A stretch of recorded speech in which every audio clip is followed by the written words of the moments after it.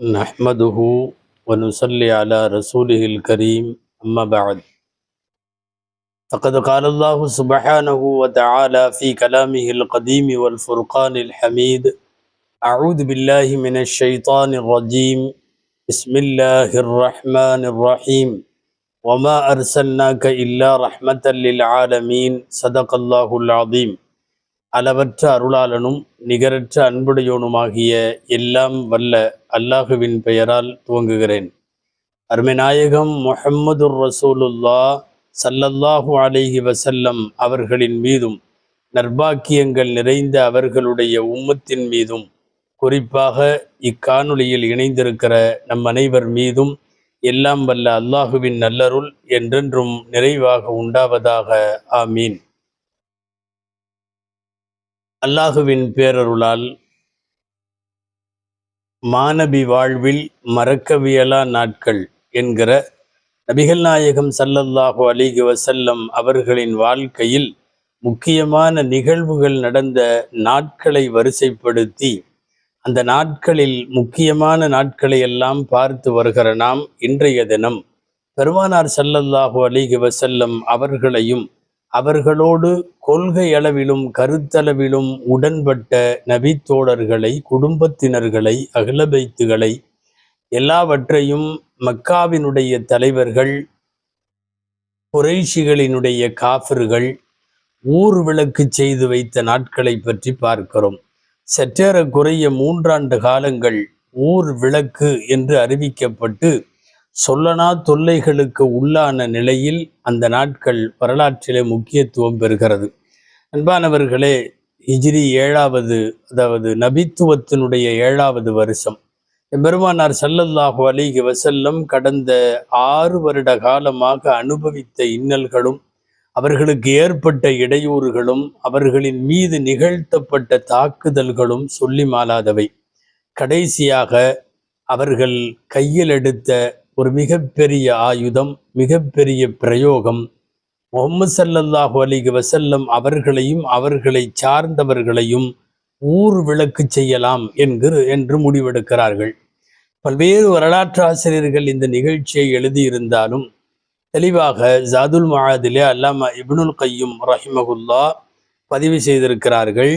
நாளுக்கு நாள் வளர்ந்து வரும் இஸ்லாமிய வளர்ச்சியை, ஒவ்வொரு நாளும் சேருவோர் எண்ணிக்கை அதிகமாகிக் கொண்டே இருக்கிற சூழ்நிலையில் மக்காவினுடைய தலைவர்களெல்லாம் ஒன்று கூடி ஒரு முடிவுக்கு வந்தார்கள்.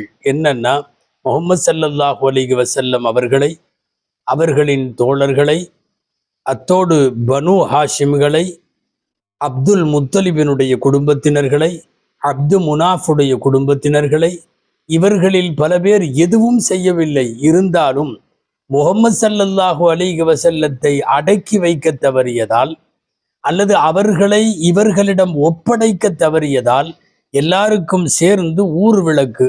என்ன ஊர் விளக்கு? ஒன்று, அல்லா யுபாயிஉஹும், எந்த கொடுக்கல் வாங்கல் விற்பனை எதுவுமே இருக்கக்கூடாது, அவங்க கூட வணிகத் தொடர்புகள் அனைத்தும் துண்டிக்கப்படும். வலா யுனாகிஹுஹும், எந்த திருமண பந்தங்களும் அவர்களுக்கிடையில், ஊர் மக்களுக்கிடையில் நடைபெறாது. வலா யுகல்லிமுஹும், பேச்சுவார்த்தைகள் கூட அவங்க கூட வைக்கக்கூடாது.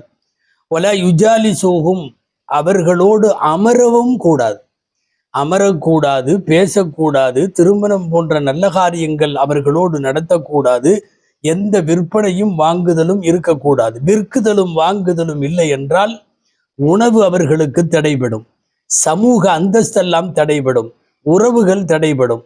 எல்லா பொருளினுடைய வாயுலை அடைக்கும் வண்ணமாக இதை பொருளாதார தடை என்று சொல்லலாம், சமூக விளக்கு என்று சொல்லலாம், ஊர் விளக்கு செய்து இதையெல்லாம் அமர்ந்து அவர்கள் ஒரு ஏட்டிலே எழுதினார்கள்.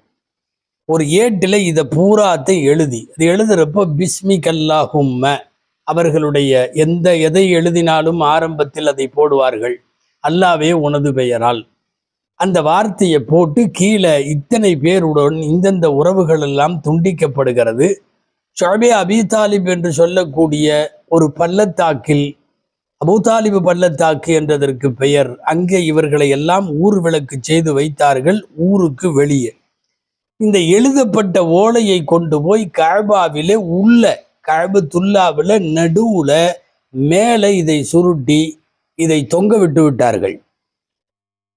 இதிலிருந்து ஒட்டுமொத்தமாக குடும்பத்தினர்கள் அப்துல் முத்தலிபினுடைய மக்கள் அத்தனை பேரும் ஊர் விளக்கு செய்யப்படுகிற போது அபு லஹபுக்கு மட்டும் விதிவிலக்கு தரப்பட்டது. காரணம், அவர் அந்த குடும்பம் சார்ந்து சிறிய தந்தையாக இருந்தாலும் கான்டாக்ட் எல்லாம் இவங்க கூட தான், அவர் தொடர்புல இருக்கிறதெல்லாம். சொல்ல போனா மக்காவின் குஃபாறுகளோடு காஃபிர்களோடு சேர்ந்து ரசூலுல்லாவுக்கு தொல்லை கொடுக்கறதுல அவர் முதலிடத்துல இருந்ததுனால இந்த ஊர் விளக்கு கட்டுப்பாடுகள் எதுவும் அவருக்கு ஏற்படாது அப்படிங்கிற மாதிரி அவரை மட்டும் வித்துட்டாங்க. இப்போ இங்க என்ன நடக்குதுன்னா, ஊர் விளக்கு செய்யப்பட்டு ஒதுக்கி வைக்கப்பட்ட இந்த மக்களுக்கு முன்னால் ரெண்டு வழிதான் அவங்க கொண்டு வந்து அங்க நிறுத்திட்டாங்க. ஒண்ணு என்னன்னா, பசி பட்டினியால் செத்து போக வேண்டும் அல்லது மதம் மாற வேண்டும். அதாவது ஏற்றிருக்கிற தீனுல் இஸ்லாமை விட்டுவிட்டு ஓரிரை கொள்கையை விட்டுவிட்டு அவர்களின் வழிக்கு போய் பல தெய்வ வழிபாட்டுக்கு போக வேண்டும். இந்த ரெண்டு தான் அவங்களுக்கு முன்னாடி வழி. ஆனா ஈமானிய உரம், நெஞ்சுறுதி, இஸ்லாத்தினுடைய கோட்பாடுகளின் மீது அழுத்தமான பிடிப்பு எவ்வளவு தூரம் தெரியுமா? மதம் மாற அவர்கள் தயாராக இல்லை, இஸ்லாமை விட்டுவிட அவர்கள் தயாராக இல்லை.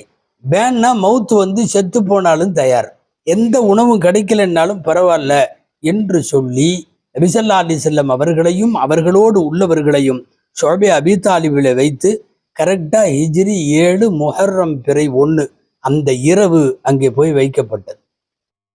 அன்பானவர்களே, உணவு தடையானது, எல்லா அடிப்படை பொருட்கள் தடையானது, ட்ரெஸ்ஸுகள் உட்பட எல்லாமே தடையாகிவிட்டது அவர்கள் மீது 3 ஆண்டு காலம்.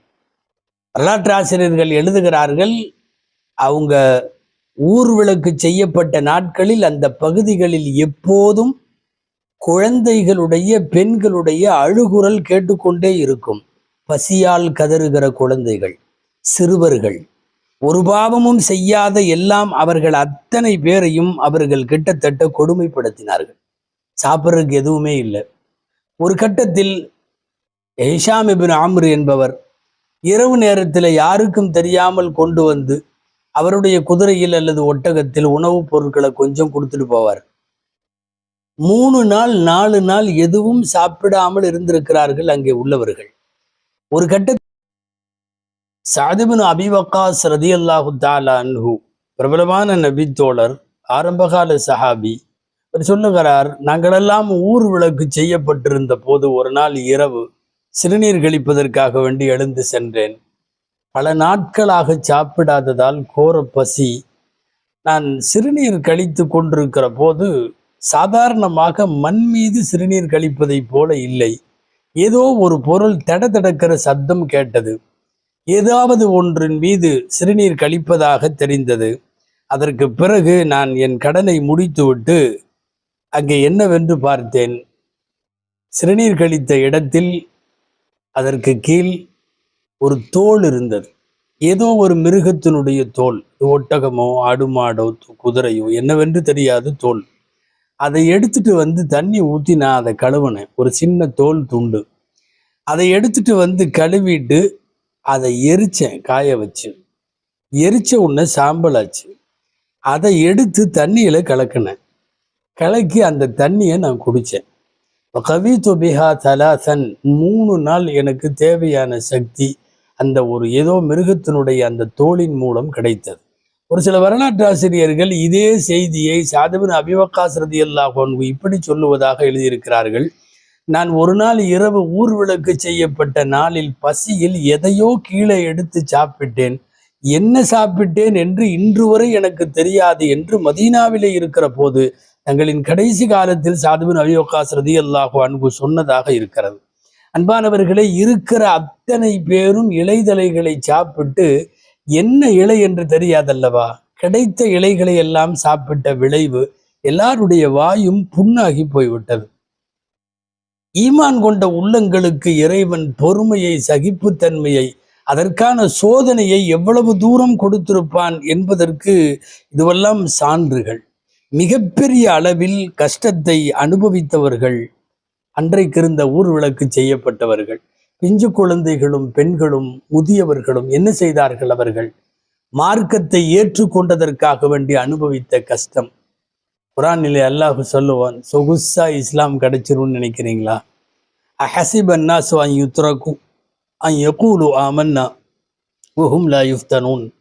ஆமன்னா, நாங்க ஈமான் கொண்டோன்னு சொல்லிட்டா எந்தும் சோதிக்கப்படாம உங்களை விட்டுருவோன்னு நினைச்சிங்களா?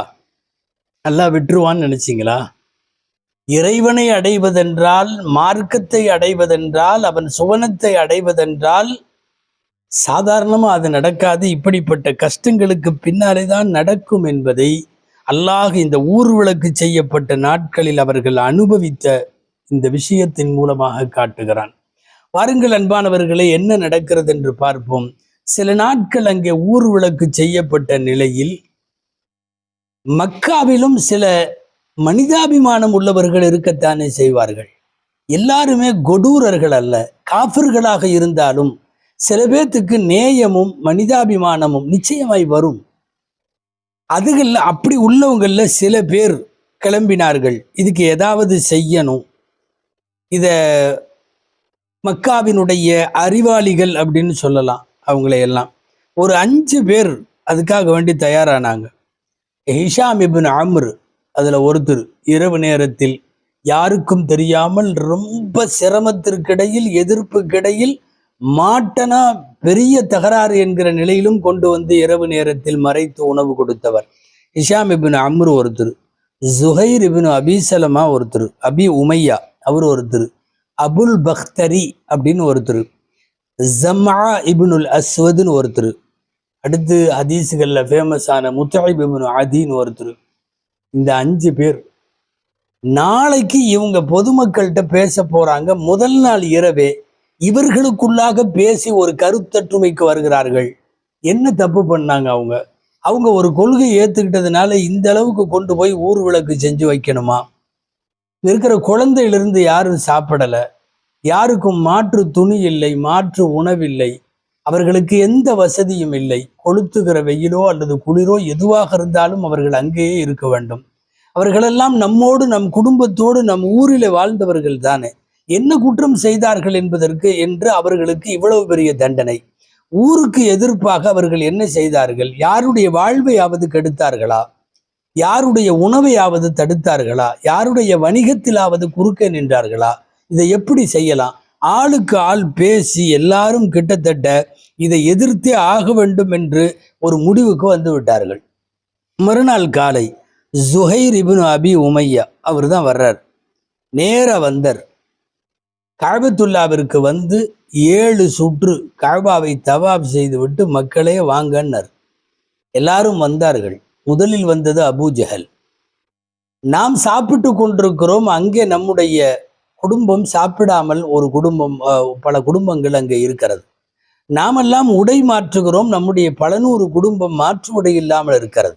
அவங்க என்ன தப்பு செஞ்சாங்க? இப்படி எல்லாம் பண்ணக்கூடாதே அப்படின்னு பேசிட்டு இருக்கும் போதே, ஆமா அதுதான் சரின்னு இன்னொருத்தர் வர்றார். இந்த பேசி வச்ச 5 பேரும் ஆளுக்கு ஆள் குரல் எதிரொலிக்கிற போதே அபூ ஜஹல் புரிந்து கொண்டான், இது பேசி வச்சு ஆல்ரெடி பிளானடா இவங்க பண்றாங்க. இது திடீர்னு வந்ததில்லை. ஒரு நாள் காலையில் இப்படி ஒரு கொள்கை முடிவில் மாற்றத்திற்கு எப்படி வர முடியும் அப்படின்னு. அப்போதுதான் அதுல உள்ளவர்கள்ல அந்த ஹிஷாம் இப்னு அம்ர் சொன்னார், அல்லாவின் மீது சத்தியமா, ஊர் விளக்கு செய்யறோன்னு கஅபால எழுதி தொங்க விட்டுருக்கிற இந்த ஓலையை கிழிச்சு எழிகிற வரையும் எங்கேயும் இந்த பூமியில நான் உட்கார மாட்டேன், நான் நின்றுக்கிட்டே தான் இருப்பேன், நடக்கிறதெல்லாம் நடக்கட்டும்னு ஒரு புதிய போராட்டத்திற்கு அவர் வழிவகுத்தார். ஜுஹைர் இப்னு அபி சலமா சொன்னாரு, நான் அதை கிழிக்காம போக மாட்டேன். ஜுஹைர் தான் வந்து தவாஃப் செஞ்சுட்டு எல்லாத்தையும் கூப்பிட்டு பேசினவர். ஒரு வகையில சொன்ன போனால் ஸல்லல்லாஹு அலைஹி வஸல்லமுக்கு உறவும் கூட. அதாவது அப்துல் முத்தலிப் அவர்களுக்குள்ள பெண் மக்கள்ல ஆத்திகான்னு ஒருத்தர் இருக்காங்க ரதியல்லாஹு அன்ஹா. அதாவது ஸல்லல்லாஹு அலைஹி வஸல்லமினுடைய தகப்பனார். அவங்க ஆண்கள் 10 பேர் அப்துல் முத்தலிபுக்கு, பெண்கள்ல ஆத்திகா. அந்த ஆத்திகாவினுடைய மகன்தான் இப்போது நாம் பேசி கொண்டிருக்கிற ஜுஹைர். அப்படின்னா இவருக்கு ஸல்லல்லாஹு அலைஹி வஸல்லம் என்ன வேண்டும்? மாமா முறை வேண்டும். சொந்த மாமா, தாய் மாமா. ஸல்லல்லாஹு அலைஹி வஸல்லம். ஆனா தந்தை வேறையா இருக்கிறதுனால இவங்க வந்து அப்துல் முத்தலிபினுடைய மக்களோட கொண்டு போய் அங்க இவங்கள ஊர் விளக்கு செய்யல. ஜுஹைர் பிடிவாதமாக இருந்தார். இந்த ஊர் விளக்கு என்பது நீக்கி கொள்ள வேண்டும் என்று அவர் பேசினார். இவங்க 5 பேரும் சேர்ந்து முடிவு பண்ணி நேரா காபத்துல்லாவுக்குள்ள போயிட்டார். உள்ள போய் கட்டி தொங்க விடப்பட்டிருக்கிற அந்த இதை எடுக்கிறாங்க. ஆச்சரியம் என்ன தெரியுமா? அல்லாஹு தஆலாவுடைய ஏற்பாடு. அல்லாஹ் என்ன செய்தான்? இந்த கரையான்களை அல்லாஹ் அனுப்பியிருந்தான். இந்த அரிக்கிற கரையான் தோல்ல ஏதாவது எழுதி வச்சிருந்தா, நீங்க ஏதாவது பேப்பர்ல பலகையில எழுதி வச்சிருந்தா அது வந்து அரிச்சிடும். அந்த மாதிரி அந்த ஓலையில இருக்கக்கூடிய எல்லா எழுத்து பகுதியையும் கரையான் அரிச்சு அரிச்சு அரிச்சு கையில எடுத்து பார்த்தா அவன் முதல் வரியில எழுதின பிஸ்மிகல்லாஹும்ம மட்டும் இருக்குது. அதை மட்டும் கரையான் ஒன்றும் செய்யல. அது அல்லாம இவன் என்னென்ன எழுதியிருந்தானோ, வணிகம் செய்ய வேண்டாம், கொடுக்கல் வாங்கல் இல்லை, திருமணம் இல்லை, அமரக்கூடாது, பேசக்கூடாது, அவங்கள விலைக்கு வச்சுட்டோன்னு சொன்னாங்களா இல்லையா, அத்தனையும் அழிஞ்சு போச்சு. கையில எடுத்து கிழித்து போட்டார்கள். பெருமானார் ஸல்லல்லாஹு அலைஹி வஸல்லம் அவர்களும் அவர்களோடு ஊர் விளக்கு செய்யப்பட்டவர்கள் எல்லாம் திரும்பி வந்தார்கள் என்பது வரலாற்றினுடைய ஒரு பகுதி. அதுவும் பாருங்கள், அல்லாஹுவினுடைய திருநாமம் மாத்திரம் கரையான் அரிக்கவில்லை. அந்த பிஸ்மிக் அல்லாஹும்ம, அல்லாவே உனது பெயரால்.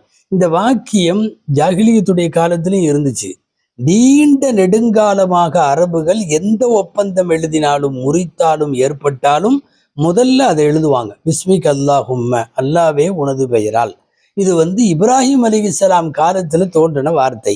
இப்ராஹிமின் வம்ச வழியை பின்பற்றி இஸ்மாயிலின் சந்ததிகளாக வழித்தோன்றல்களாக வந்த மக்காவாசிகளிடத்தில் ரசூலுல்லாஹுவினுடைய இந்த நிகழ்ச்சி வரைக்கும் அவர்களுக்கு இருந்தது.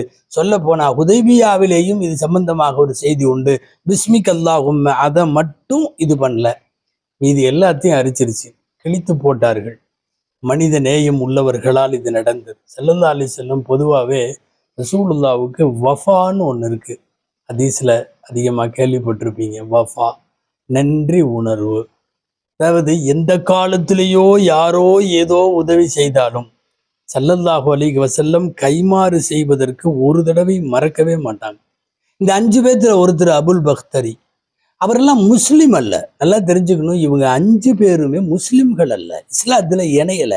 ஆனாலும் இஸ்லாத்தை ஏற்றதற்காக இப்படி கொடுமை செய்யறது தப்புன்னு பேசின மக்காவின் காஃபிர்கள்ல உள்ளவங்க தான். ஆனா அந்த காஃபிர்களை கூட ரசூலுல்லாஹ் நன்றி மறக்காம இருக்கல. அபுல் பக்தரி பத்ர்ல வர்றார். பத்ர்ல ஆப்போசிட் பார்ட்டியில வர்றார். 313 பேருக்கு எதிராக 1000 பேர் நின்றார்களே, அதுல வந்தார் அபுல் பக்தரி. ஸல்லல்லாஹு அலைஹி வஸல்லம் சஹாபாக்கள்கிட்ட சொல்றாங்க, அபுல் பக்தரி வாளோடு நம்மோடு போருக்கு வந்திருக்கிறார், அபுல் பக்தரியை யாரும் கொல்ல வேண்டாம். அதாவது அவர் வசமா அவர் கழுத்து வெட்டுவதற்கு கிடைத்தாலும் நீங்கள் கொல்லக்கூடாது. முஷ்ரிக்கீன்களுடைய வரிசையில் அவர் இருந்தார். அதே மாதிரி தான் முத்ஐம் இப்னு அதி என்பவர்கள். இந்த நேரத்தில் அவர் செஞ்ச உதவி ரசூலுல்லாஹ் எங்க தெரியுமா? பத்ர்ல. பின்னால மதீனாவுக்கு போன பிறகு நடக்க போகுது, நாம் பத்ரின் நாட்கள்ல பேசுவோம். பத்ர்ல கைதிகளை எல்லாம் வந்து கட்டி வச்சிருந்தாங்க. அவங்க எல்லாம் பணம் கொடுத்துட்டு ரிலீஸ் ஆகணும். அப்போ ஒரு வார்த்தை சொன்னாங்க ரசூலுல்லாஹ், லவ்கானல் முத்ஐம் இப்னு அதி ஹய்யன். முத்ஐம் இப்னு அதி அன்னைக்கு எனக்கு ஊர் விளக்கு நேரத்தில் உதவினாரு, அவர் உயிரோட இருந்து ஃபகல்லம ஃபி ஹாஉலாஇ நத்னா லதரக்துஹும் லஹு. இந்த துர்வாடை அடிக்கிற இதோ இந்த காஃபிர்கள், இவர்கள் விஷயத்துல முத்ஐம் இப்னு அதி வந்து என்கிட்ட இவங்களை ரிலீஸ் பண்ணுங்கன்னு கேட்டா நான் அவருக்காக ரிலீஸ் பண்ணுவேன் எல்லா கைதிகளையும். அதாவது ஒருவர் செய் நன்றி கொண்டாடும்பாங்கல்ல, எந்த காலத்திலேயோ செய்த ஒரு செயலை அப்படியே மனப்பாடம் வைத்து அவர்களுக்கு தேவையான எந்த காலத்திலாக இருந்தாலும் அவர்களுக்கு நன்றி பாராட்டுவதில் பெருமானார் ஸல்லல்லாஹு அலைஹி வஸல்லமை மிஞ்சி இந்த உலகத்திலே யாரும் இல்லை. சரி, வாருங்கள், இந்த வரலாற்றினுடைய இன்னொரு பகுதி என்னன்னா, இந்த 5 பேர் போய் ஓலையை கிழிச்சாங்கிறது சில வரலாற்றுல இருக்கு. வேறு சில வரலாற்று ஆசிரியர்கள் இதையும் எழுதியிருக்கிறார்கள். என்னன்னா, எல்லாரும் அங்க ஊர் விளக்கு செய்யப்பட்டப்ப அபூ தாலிபும் தான் இருந்தார். அவரும் தான். ரசூலுல்லாஹுவுக்கு உடன்பட்டார் என்பதற்காக வேண்டி தள்ளி வைக்கப்பட்ட நபர்கள்ல. அப்போ ரசூலுல்லாஹி ஸல்லல்லாஹு அலைஹி வஸல்லம் அவர்கள் தந்தை அபூ தாலிப் அவர்களிடத்திலே விஷயத்தை சொல்லுகிறார்கள். என்ன விஷயம்னா, எனக்கு அல்லாஹ் வஹி அறிவித்தான் அப்படின்னு சொல்றாங்க. என்ன வஹி அறிவித்தான்? அங்கே இருக்கிற இவர்கள் தொங்க விட்ட அந்த ஓலையை கரையான் அரித்து விட்டது, அல்லாஹ்வுடைய பெயர் மட்டும்தான் இருக்குது தெரியுமா அப்படின்னு கேட்டாங்க. உடனடியாக அபூ தாலிப் அவர்கள் திரும்ப கேட்டார்கள், அரப்புக அக்பரக பிஹாதா, முஹம்மத் உன் ரப்பு உனக்கு இதை சொன்னானா அப்படின்னு கேட்டாங்க. ஸல்லல்லாஹு சொன்னாங்க ஆம்னாங்க. நேர அபூ தாலிப் வந்தார், எல்லா மக்களையும் கூட்டினார். அபூஜஹல் உட்பட மக்காவினுடைய கொடுங்கோளர்கள் அத்தனை பேர் நிக்கிறப்ப சொன்னார், உங்களுக்கு ஒரு செய்தி சொல்றேன், நீங்க எழுதி தொங்க விடப்பட்ட ஊர் விளக்கு ஓலையை போய் பாருங்க, அத்தனையும் கரையான் அரிச்சு அல்லாங்கிற பேர் மட்டும் அரிக்காம இருந்துச்சுன்னா தெரிஞ்சுக்குங்க முஹம்மது சத்தியத்தில் இருக்கிறார், நீங்கள் எல்லாம் அசத்தியத்தில் இருக்கிறீங்க, நீங்க போய் எடுங்க. இல்ல நீங்க போட்ட ஓலை எல்லாமே நல்லா தான் இருக்கு. ஏன்னா இதுக்கு முன்னாடி எல்லாம் ஓலை தொங்க விடுற பழக்கம் இருக்கு. அப்படி எந்த ஓலையும் எத்தனை வருஷம் ஆனாலும் ஒன்றும் ஆகாது, எடுத்து பாருங்க. நான் சொல்றபடி கரையான் அரிக்கலைன்னா நானே முகம்மதை உங்கள்கிட்ட ஒப்படைச்சிடறேன், நீங்க கூட செஞ்சுக்கலாம். முகம்மதை ஒப்படைக்கலைன்னு தானே எம்எல்ஏ கோபம், நானே ஒப்படைக்கிறேன். சரி ஏற்றுக்கொண்டோம் அப்படின்ட்டாங்க எல்லாருமே. நேரா போய் உள்ள பிரிச்சு எல்லோரும் பார்க்கிறார்கள், அத்தனையும் கரையான் அந்த எழுத்துக்களை பூரா அரிச்சிருச்சு. இருப்பது பிஸ்மிக் அல்லாஹும்ம மட்டுமே. ஏறத்தாழ அபூ தாலிபு மட்டுமல்ல, அத்தனை பேருக்கும் வெற்றி. ஏற்கனவே வாக்குறுதி கொடுத்த பிரகாரம் முஹம்மது உண்மை என்றால் இந்த ஊர் விளக்கு விளக்கி கொள்ளப்பட வேண்டும் என்று உடனடியாக அதை கிழித்து போட்டுவிட்டு ஊர் விளக்கு முடிவுக்கு வந்தது. இவர்களெல்லாம் வந்து சேர்ந்து விட்டார்கள். இந்த ஓலையை முதல்ல எழுதின ஆள் ஒருத்தன், மன்சூர் இப்னு இக்ரிமான் பேர். அவன்கிட்ட தான் சொன்னாங்க, அவன் நல்லா எழுதுவான். அந்த ஆளை கூப்பிட்டு சொன்னாங்க, முஹம்மதையும் அவர் சார்ந்தவர்களையும் ஊர் விளக்கு வச்சு நாங்கள் ஓலை எழுதுறோம், நீ எழுது, நாங்கள் சொல்ல. அவன் எந்த வாக்கியத்தை எல்லாம் எழுதினவன் அவன் தான். அதுதான் இப்ப கரையா அரிச்சிருக்குது. காலத்தில் அல்லாஹ் எல்லாருக்கும் பதில் சொல்லுவான். மன்சூர் இப்னு இக்ரிமாவினுடைய வரலாற்றை நீங்கள் எடுத்து வாசியுங்கள். மன்சூர் இப்னு இக்ரிமா வஃபாத் ஆகிற வரையும் அந்த ஒரு கை வாதம், அந்த கை எதுக்குமே ஆகலை. எந்த கையால் முஹம்மது ஸல்லல்லாஹு அலைஹி வஸல்லம் அவர்களையும் முஸ்லிம்களையும் ஊர் விளக்கு செய்யப்பட வேண்டும் எழுதினானோ, ஷுல்லத்தி யமீனுஹு இலா வஃபாத்தி, அவனுடைய வஃபாத்து வரைக்கும் அவனுடைய வலது கை விளங்கவே இல்லை. எதற்கும் அந்த கை ஆகாது. கட்டையை வைத்திருப்பதும் அந்த கையை வைத்திருப்பதும் ஒண்ணுதான். உயர்த்த கூட முடியாது அந்த கையால். செயலந்து போய்விட்ட கையோடு தான் அதை எழுதியவன் இருந்தான். அன்பானவர்களே, ஊர் விளக்கு செய்யப்பட்ட இந்த பெருநிகழ்வு சொல்லுகிற பாடம் என்ன தெரியுமா? சர்வ சாதாரணமாய் இஸ்லாம் அவர்களுக்கு கிடைக்கவில்லை. சர்வ சாதாரணமாய் ஒரு முஸ்லிமாக தன்னை அவர்கள் நிலைநிறுத்தி கொள்ளவில்லை. எக்கச்சக்கமான துன்பங்களை அனுபவித்தார்கள். நாம் தொடர்ந்து 2-3 நாட்களாக அவர்கள் அனுபவித்த தொல்லைகளை சொல்லுகிறோம். அதன் உச்சகட்டம்தான் இந்த ஊர் விளக்கு தொல்லை. ஏறத்தாழ மக்காவிலே 10 வருஷ காலம் நபிப்பட்டம் வாங்கியதிலே இருந்து நாயகம் ஸல்லல்லாஹு அலைஹி வஸல்லம் அவர்களும் தோழர்களும் பட்ட பாடு கொஞ்ச நெஞ்சம் அல்ல. அந்த சோதனைகளுக்கெல்லாம் இறைவன் அவர்களுக்கு பெருங்கூலி தந்துவிட்டான், தர காத்திருக்கிறான். துவா செய்வோம். அல்லாஹு ஜல்ல ஷானுஹு தஆலா சத்தியத்திற்காக போராடிய, சத்தியத்திற்காகவே வாழ்ந்த, நிறைய சோதனைகளை தாங்கிய அந்த சஹாபா பெருமக்கள், முஹம்மது ஸல்லல்லாஹு அலைஹி வஸல்லம், அந்த மக்கள் அத்தனை பேருக்கும் அல்லாஹ் அவனுடைய உயரிய கிருபையையும் அருளையும் ஜன்னத்துல் ஃபிர்தௌஸையும் சுவனத்தில் தருவதோடு நம்மையும் அவர்களோடு அல்லாஹ் சேர்த்து வைப்பானாக. ஆமீன். வாஹிர் தஅவானா அல்ஹம்துலில்லாஹி ரப்பில் ஆலமீன். அஸ்ஸலாமு அலைக்கும் வரஹ்மத்துல்லாஹி வபரகாத்துஹு.